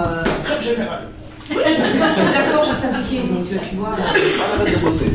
Mais le problème, c'est qu'on ne peut pas imposer non plus aux autres sans ceux qui sont pas prêts. Effectivement, on ne peut pas leur imposer parce qu'on va juste s'entretuer entre nous, quoi. Enfin... Ouais, non, mais ça, je ne dis pas. C'était la dernière, je suis désolé. Échappée belle. Je consulte les cartes et cherche les zones les plus éloignées d'une centrale nucléaire et ou les moins potentiellement touchées par le dérèglement climatique, et idéalement isolées ou peu peuplées. Je me renseigne sur les conditions de résidence en Norvège ou en Islande, juste au cas où. Non mais en Lozère. Pas mal. Pas mal. Conseil la Creuse. La Creuse, statistiquement, il y a des études, c'est le meilleur endroit de France, pas le moins risqué. La Corrèze, la Creuse. Communauté résiliente. Je ne crois ni aux solutions individuelles, ni aux grandes décisions politiques. Je décide donc de nous aider à nous organiser en communauté pour devenir plus résilients. Nous nous organisons pour un futur communautaire et autonome, notamment via la permaculture. Cela signifie que notre visée n'est pas que alimentaire et matérielle, mais aussi culturelle et sociale. Ouais. Est-ce qu'il y en a qui est contre là? Juste un témoignage intéressant de l'ancien garde du corps de Chirac et Sarkozy qui a côtoyé le pouvoir aux plus hautes sphères et qui a dit n'attendez plus rien d'eux, ils vous préparent le chaos même s'ils n'en sont pas forcément conscients. Et lui, qui est un discours très sécuritaire, dit que ceux qui vont assurer la paix de demain, ce sont les hippies qui vont dans des écolieux et qui créent qui ouvrent des possibles concrètement et qui créent des autosuffisances alimentaires, d'autonomie, de résilience. Donc ce sont ces gens-là qu'on disait il y a peu des illuminés qui seront les garants de la sécurité et de la paix sociale de demain. C'est quand même assez fort comme... C'est Alexandre Boisson. Et il a créé SOS Maire pour alerter tous les maires de France là-dessus et les encourager à développer ça. Rédemption. J'ai hérité d'un gros paquet d'argent où je l'ai moi-même gagné dans une vie précédente et je me dis qu'aujourd'hui ça pourrait nous servir maintenant qu'on sent l'urgence d'un basculement. Alors sans trop vouloir attirer l'attention, je le répands autour de moi pour des projets qui me parlent. Qui c'est qui a de l'argent à envoyer? Et ça des allumettes, Non, on le fait, t'es payé là. C'est quoi la vie antérieure? Moi, j'ai pas beaucoup d'argent, que tu prennes conscience. Juste le fait de mettre son argent, même son compte courant dans des banques solidaires, ça a déjà ce pouvoir-là de justement qu'il ne soit pas investi par les autres banques dans des projets justement qui ne plaisent pas, qui a priori vont dans une direction vers laquelle on n'a pas envie d'aller. Les banques solidaires, il y en a qu'une. Non mais la lettre, S'il vous plaît, c'est à qui la parole? La crédit coopérative pour les particuliers. Personne ne prend la parole? Ouais. L'argent, c'est devenu c'est au-delà d'un homme. Il paraît que le foot, c'est devenu l'opium du peuple, parce que Marx, il avait dit que c'était la religion, l'opium du peuple. Je reviens d'Espagne, le foot, c'est grave là-bas. Ici aussi. Mais l'argent, c'est quand même un truc, il faudrait aussi, je sais pas, mais dans l'Espagne anarcho-syndicaliste, il y a des gens qui ont vécu très très bien en supprimant l'argent. C'est même pas du troll, c'est un moyen de vivre aux autres. Je vous invite à aller lire Mauss et les sociologues, mais le don et le contre-don. Il y a aussi des sociétés, je reviens au peuple premier. On avait Jacques Chirac d'ailleurs, qui se faisait passer pour un con, je fais une parenthèse, excusez-moi d'être bavard, mais qui était un grand expert du Japon et des peuples premiers. Allez au Quai Branly. Une fois dans votre vie, ne prenez pas l'avion pour y aller, hein, c'est interdit de prendre l'avion. Allez-y en train, n'y allez pas avec votre bagnole. Mais l'argent, on peut aussi s'en débarrasser. Et je parle même pas de l'argent financier qui n'existe pas. L'argent, ça n'existe pas, ce sont des écritures. Hein. On peut avoir des rapports entre nous sans en passer par l'argent. Il y avait un projet dans l'éducation nationale, les 4 fondamentaux de l'éducation. Je m'adresse à la professeure. L'anglais, dans le désordre. L'anglais, le français, les maths et je ne sais plus quoi, le quatrième. On n'apprend pas l'histoire géo, on n'apprend plus rien. On devient des agents économiques, on devient des Uber. On va résister à l'ubérisation. Supprimez l'argent, brûlez-les. Je suis d'accord de supprimer l'argent. Je suis d'accord de supprimer l'argent après. Mais là, tant qu'il y en a, et si on en a, des poches, vas-y. Si j'hérite de plein d'argent, je vais pas faire un grand feu de camp en disant je vais plus mettre dans des trucs cool, donc j'ai jamais mis. Non, mais c'est possible de s'en débarrasser. Non, mais je suis. Non, mais il y a beaucoup de gens qui croient que c'est impossible de s'en débarrasser. C'est possible. Ouais. En ce moment, c'est un objet utile. Bah oui. On peut fonctionner autrement, hein. Vous avez vu, il y a les selles, il y a les rivières café, enfin il y a plein de choses qui fonctionnent. Non mais c'est vrai que c'est un outil, ça peut être un outil. Ça peut être un outil. Ouais. Juste pour rebondir sur ce que tu disais, c'est pas du tout... C'est juste pour signaler que les idées comme ça, il faut faire ça, il faut pas faire ça, parfois ça a des limites. Quand tu dis il faut pas prendre l'avion, il faut y aller en train, il faut pas prendre la bagnole. Mais le train, comment tu alimentes l'énergie du train, quoi. Non, mais l'empreinte écologique du train et de l'avion, il n'y a pas photo. Hein. Alors là... Mais c'est beaucoup plus cher. Mais tu utilises du nucléaire, alors? Et l'aspect socialiste du train et l'aspect capitaliste de l'avion, en plus de l'empreinte écologique, là-dessus, je vais être assez... tu vas avoir du mal à me convaincre que c'est bien un avion. Non, je dis juste que... J'ai pris du train actuellement, par contre, le côté social, c'est compliqué. Hein. Moi, en tant que petite bourgeoise, je voyage en train, mais vu les prix des billets... en vélo. Non, je dis que l'aspect social du train, vu les prix des billets actuellement... Enfin, moi, en tant que petite bourgeoise, je peux me payer le train, mais je pense que la plupart des gens n'ont pas les moyens et ils voyagent en blablacar. Je chéris mon Denis. Tant que c'est encore possible, j'évite de trop m'informer sur ces questions. Cela veut dire que je zappe à la télé ou dans mon mur Facebook toute information sur le dérèglement climatique ou une guerre horrible qui frappe dans le monde. J'en ai besoin pour garder mon énergie positive au quotidien. Je pense que c'est important de comprendre ce que c'est que le déni, à quel moment il intervient, que c'est une position, on va dire, défensive, psychique, qu'on peut emprunter à des moments dans sa vie, pour certains sujets, et puis pas sur d'autres sujets ou pas à d'autres moments. Donc c'est quand le déni devient un recours systématique, c'est là que c'est embêtant. Mais par contre, ne pas chercher à comprendre pourquoi il y a des gens qui sont autant dans le déni, ça reviendrait à dire qu'on ne va pas dialoguer avec eux. Alors il semble qu'ici on soit d'accord pour essayer quand même d'aller vers les gens. Et voilà, le déni, ça vient d'une colère, d'une peine, d'un sentiment de profonde... Plus de peur. Oui, enfin d'impuissance en fait aussi. C'est pas seulement des gens qui sont convaincus, il y a des gens qui sont convaincus que le système il est bien comme il est, etc. Il y a certainement une part d'égoïsme, mais ça peut être aussi un moment comme la dépression peut être un repli de survie. Le déni peut être un repli de survie. Ou l'addiction.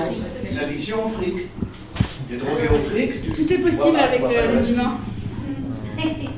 Non mais, on n'est pas des robots. Hein. Ça veut dire qu'à des moments, on peut être un peu se cacher des problèmes parce qu'on n'en peut plus. Moi, je sais que je reçois plein de mails. Alors, des moments, ça suffit. Et puis à d'autres, on ouvre les yeux et on participe à des débats comme celui-là. Ce qui est une manière d'ouvrir les yeux. Aussi sous l'influence d'un système, et on est aussi la résultante, on n'est pas nous en fait, on est la résultante des civilisations passées.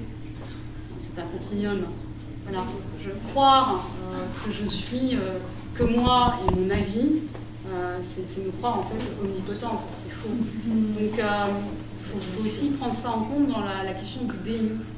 Il y a des gens, effectivement, ils en sont arrivés là, mais ils sont peut-être qu'on les placerait dans d'autres conditions, notamment celle de l'instruction, une meilleure instruction, peut-être que le déni s'aiderait.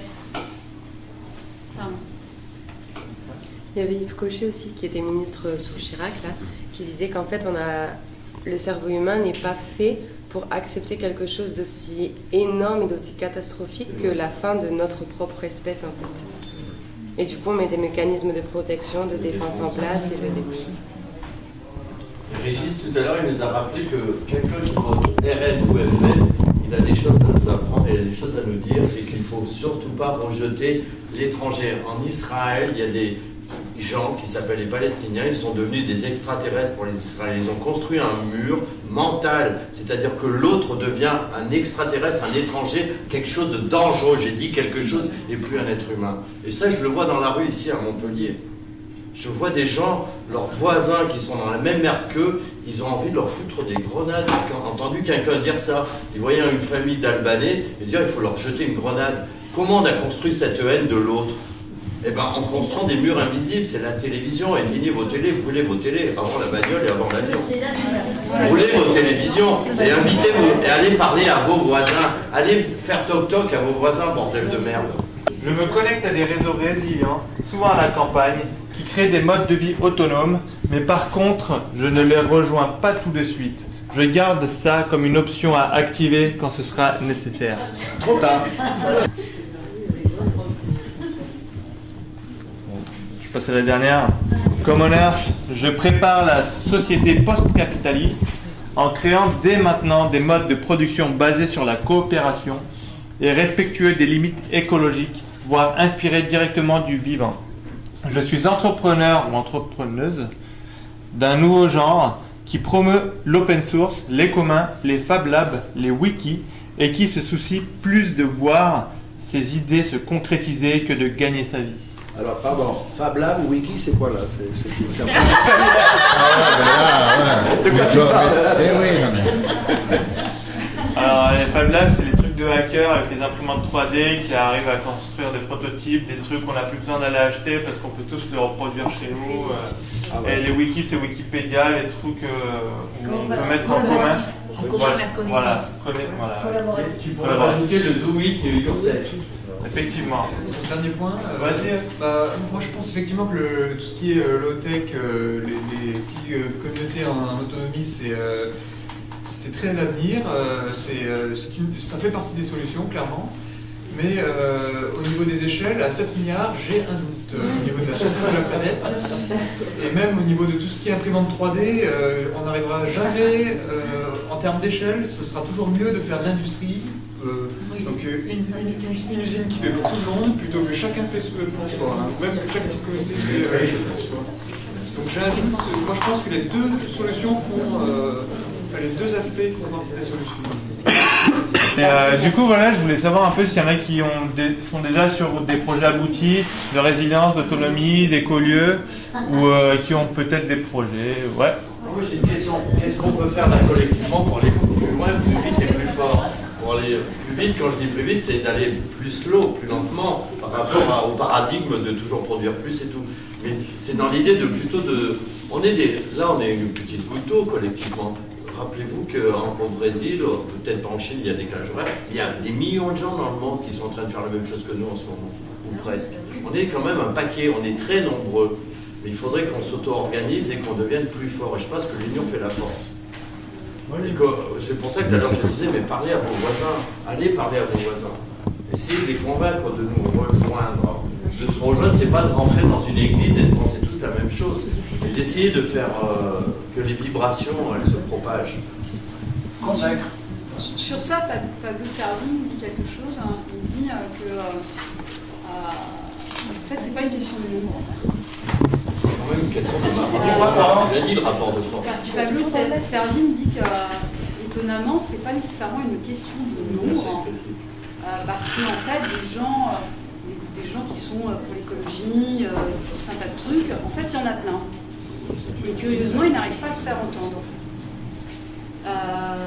Et donc, c'est plus une question d'organisation du système, et là encore, un système qui est pyramidal. C'est-à-dire, à force d'avoir, parce qu'on est en grand nombre, plus le cheptel est grand, plus difficile à gérer. Donc, nous sommes effectivement tentés d'être en pyramidal. Mais il pose cette question, il dit, voilà, en fait, on est beaucoup à penser ça, pourquoi ça marche si peu? Et moi, je me le demande. Organisation. Je sais pas. Je pense que ça marche si peu parce qu'en face de nous, il y a des intérêts très puissants et qui ont des médias très puissants et qui fabriquent des armées d'imbéciles, enfin d'imbéciles de déni, on va dire, au moins de déni, pardon pour l'injure. Voilà, lobotomisés malgré eux, et qui, comme ils le disent dans Matrix, ces gens-là sont prêts à se battre contre nous pour protéger le système qui les a servis.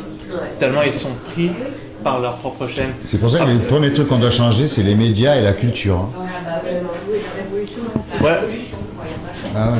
Non, mais. Je suis d'accord avec vous, et du coup, pour répondre à ta question, qu'est-ce qu'on a comme projet et tout ça? J'ai pas un truc très abouti du tout, rien ni de concret, mais effectivement, je vois pas ma vie future à court moyen terme, d'ici 5 ans, quoi, ailleurs que dans un écolieu, dans une communauté autonome, parce que je vois même pas comment je pourrais faire autrement. En fait, j'imagine pas du tout rester en ville à attendre tranquillement que tout s'effondre et que je reste là bloquée en fait et impuissante. Du coup, je sais pas s'il y en a d'autres qui se sentent comme ça, mais du coup, je suis déjà projetée là-bas mentalement. Je suis encore ici pour l'instant. Nous, on se sent pareil, mais on essaie de rencontrer des gens. Alors déjà, il faut passer le cap. Et c'est un investissement en fait. Changer de vie. Et là, on parle d'argent aussi, un peu quand même. Si on veut une maison propre, il n'y a pas que ça. Thomas, il pourra en parler. Il y a un écolieu qui est très très au point renseigné. Les gens qu'on a rencontrés, qui ont construit leur maison. À Meaux du Clos. Et ils ont un super site internet. Je ne sais pas si Franck connaît. C'est lequel? Meaux du Clos. À Meaux du Clos. Et du coup, ce qui est impressionnant, c'est que ces gens, ça fait 15 ans qu'ils bossent sur le truc. Alors, à l'initiative de la commune, hein, donc ça aide. La commune leur a donné des terres, etc. Donc ça les a aidés. Et ce qui a été le plus difficile pour eux, en fait, c'est la vie en commun. La difficulté du vivre en commun, c'est quand même, on est une société post-industrielle, et le sociologue nous explique qu'il y a un tas de choses qu'on a perdues depuis le 19e siècle, et même avant le 19e siècle. Moi, tout à l'heure, quand je disais de décoloniser nos imaginaires, c'est le mien aussi. Je suis super conditionné, j'ai des réflexes et des modes de pensée, des modes de rapport à toi et aux autres qui sont conditionnés par l'instant, à l'endroit où je suis né, à quel moment je suis né. On a perdu des valeurs, on a perdu des qualités de vie, on a perdu le lien social au sens où il était avant l'ère industrielle. On est devenu des machines dans nos rapports aux autres, on figurait des machines. Mais ce que tu dis dans les communautés, ça on le retrouve dans les collectifs et tout ça, il fut un temps où c'était plus simple et c'était un peu plus humain. Du coup, je trouve le plus difficile pour moi dans le pas de vivre dans une communauté comme ça, avec, je sais pas moi, 100, 200, 1000 personnes. Ce qui manque le plus, à 10. Ouais, c'est encore pire à 10. Dans le sens de prise de décision et tout ça, et vie en communauté. Pour moi, c'est le manque de mixité sociale et de lien social, parce que du coup, il y aura plus de noirs, il y aura plus de chinois, et on va être vraiment confronté au même problème que celui en face de chez nous, et peut-être moins l'ouverture d'esprit. C'est pas sûr ça. Pas sûr. Moi, c'est peut-être une question liée aux générations, à l'âge. Moi, j'ai passé toute ma vie dans des villes, sauf quand j'étais toute petite. Donc, ce que je souhaiterais, mais ça ne peut pas être l'objet de cette réunion, c'est de discuter de comment s'entraider dans une ville. Je ne me sens pas du tout à aller à la campagne. J'ai 2 filles, dont une qui a pas mal de responsabilités politiques. Et je crois qu'elle n'a pas envie d'aller à la campagne, mais elle a envie quand même aussi, dans la ville, de pouvoir s'aider. Il y a une chose qu'il faut remarquer, c'est que les humains, de façon générale, transforment le paradis en enfer, l'enfer en paradis. Vous allez aux Antilles, vous allez à Tahiti, dans les endroits les plus merveilleux du monde, ils se pourrissent la vie. Vous envoyez les mêmes humains au fin fond de l'Antarctique à passer 6 mois dans la nuit complète, 30 mecs, personne à mélanger, dans un truc en tôle, tout se passe bien, c'est merveilleux. Ils n'ont pas sélectionné. Mais pareil, donc c'est en situation de crise, en situation de catastrophe, en situation de crise, l'humanité va transformer l'enfer en paradis. C'est un peu ce que dit Servigne, dans son dernier bouquin. Heureusement, si tu veux, à travers on parle de la sélection, sélection du plus fort. Or, sélection individuelle, c'est la sélection du plus fort. Par contre, sélection des groupes, ce sont les groupes les plus aptes à l'entraide, à l'altruisme, etc., qui ont été sélectionnés. Donc c'est la sélection du groupe. Dans une situation très difficile, donc c'est là que les humains s'en vont faire... S'il te plaît. Que le métier de prof, il a un pouvoir énorme, parce qu'en fait, on a entre 25 et 30 gamins, et donc on peut les changer, on peut planter des petites graines dans leur cerveau. Et moi, perso, je m'en fous qu'ils sachent reconnaître un triangle rectangle avec une équerre, quoi. Enfin, après, on a un programme à respecter, donc forcément, on va leur faire acquérir ces compétences-là, mais par des situations qui vont favoriser la coopération, l'empathie, la solidarité, parce que je pense que il y a très peu de métiers où là, maintenant, on peut toucher 25-30 gamins qui sont pas encore formatés vraiment, en fait. Quand on dit qu'avant, on vivait en communauté, etc., je ne suis pas historienne ni sociologue, mais ce que j'en sais, c'est que la société humaine, au niveau des valeurs d'entraide, même si on sait dans la merde dans laquelle on est, mais elle n'a fait que progresser. Je suis désolée, mais il y a encore 2 siècles ou 3 siècles, la société, les civilisations qu'on connaît, elles étaient extrêmement violentes.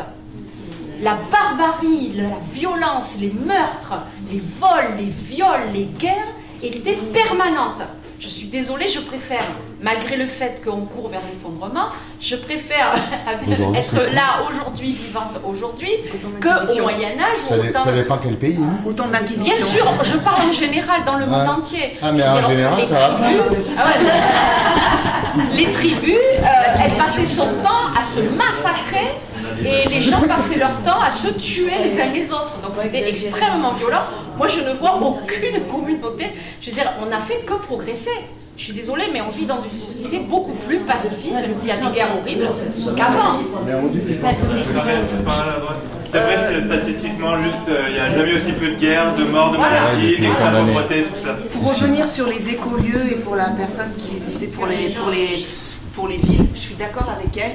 Je veux dire, et avec le jeune homme aussi qui disait on sera trop nombreux pour avoir des petits écolieux comme ça, etc. Il faut aussi qu'on ait des projets pour savoir comment on va pouvoir rester en ville. Comment on va pouvoir cultiver, je sais pas, sur les toits. Voilà. Oui, je sais que ça se fait, mais New York, ce que je veux dire, c'est que. Voilà, ce que je veux dire, c'est qu'il faut aussi penser, c'est pas qu'on va tous dans la Creuse, machin, mais il faut aussi penser qu'il y a des millions de gens qui vont rester en ville, et comment on fait pour être autrement en ville, avoir de l'eau, de l'énergie, partager la culture, etc. Les transports. Voilà, je pense qu'il y a aussi, il faut avoir aussi des projets comme ça. Et ils ont bien réussi à se réadapter. Ah oui, ils ont fait beaucoup de choses positives. Ils ont retrouvé leur champ, ils ont nettoyé les déchets, ils ont fait des bus, comme ils n'avaient pas de pétrole. Il n'y a plus de pesticides, enfin beaucoup moins.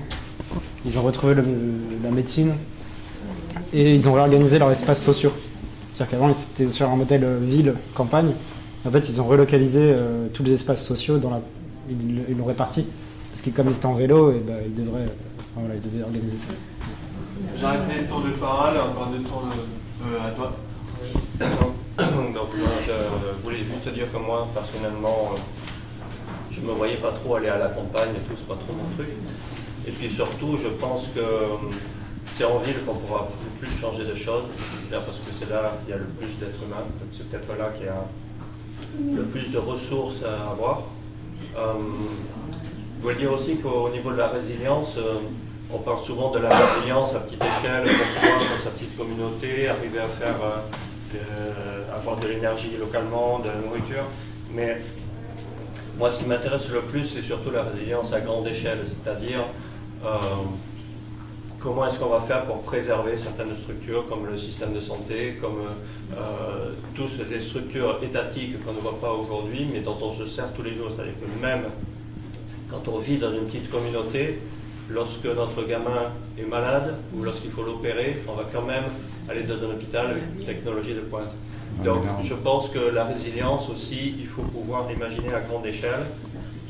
Et je pense que c'est en ville qu'on peut réfléchir le plus à ces choses-là et qu'on peut s'organiser. Pour moi, tant qu'il n'y aura pas de mouvement organisé autour de la collapsologie ou du collapsisme, on ne pourra pas avoir une action suffisamment orientée correctement, on ne pourra pas réfléchir collectivement. Moi, il me semble que l'important, c'est d'arriver à réfléchir de manière collective et dans la durée.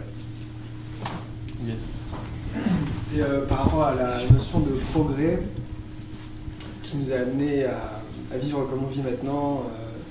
Récemment, on est fait de plus en plus en ville, avec de plus en plus d'industrie, avec de plus en plus d'échanges de marchandises, quoi, et de personnes. En effet, ce progrès-là, il a été permis par des moteurs très sains en soi, aussi, quoi. Pas que, mais aussi. La domestication, c'était sain, tu trouves, de devenir des animaux domestiques? La télé, les supermarchés, tout ça, là? On nous a domestiqués, quoi. C'est vrai qu'au début, la domestication, c'était ça, c'était... je pense, j'imagine, j'étais pas là-bas, mais des gens... des gens qui avaient leur troupeau et qui, au bout d'un moment, tournaient trop vite... revenaient trop vite aux mêmes endroits et que du coup il n'y avait plus les ressources directement accessibles sur leur parcours habituel qui avaient le temps de se renouveler, le temps qu'ils fassent leur tour. Du coup ils sont installés à un endroit, ils ont fait de l'agriculture et ils ont fait en effet de l'élevage. Est-ce qu'à ce moment-là, de toute façon je sais pas quel est le problème de l'élevage, moi j'y vois pas de problème direct. En tout cas ce que je voulais dire c'est que cette adaptation-là, cette suradaptation, elle a, en effet, continué à drainer avec elle tout un tas de problèmes fondamentaux, mais qu'on n'aura jamais fini, quoi. Le chantier humain, toutes les, justement, les parts sombres en soi, les... comment dire... Ouais, c'est ça, qu'amène toute la vie en communauté, quoi, en collectivité. Mais c'est pas forcément un pic de ces valeurs-là qui a amené forcément comme dans le capitalisme. Je pense pas que le ce soit le capitalisme. Le capitalisme, c'est la forme de société. C'est la forme qu'a pris la société. C'est pas les méchants, tout le monde a participé au capitalisme parce que c'est une question d'organisation. Le capitalisme, c'est juste la façon dont c'est exprimé les... Non. Ah, mais on y participe en fait. Subir, c'est participer. S'il vous plaît, on va conclure là, c'est presque 10 heures. Et donc, parlez-nous des reptiliens un peu. Juste pour dire. N'existe pas. Ah ouais. Tout simple. Juste voilà pour conclure. Oui, je voulais dire rapidement que l'an dernier, on a fait un peu, les gens du Nouveau Monde, là, on a fait un peu le tour des écolieux. Donc n'hésitez pas si vous voulez découvrir des projets de vie alternatifs, parce qu'il y a plein de gens géniaux qui ont créé vraiment des choses applicables ici en France nous-mêmes. Et donc voilà, n'hésitez pas, on fera peut-être d'autres soirées là-dessus.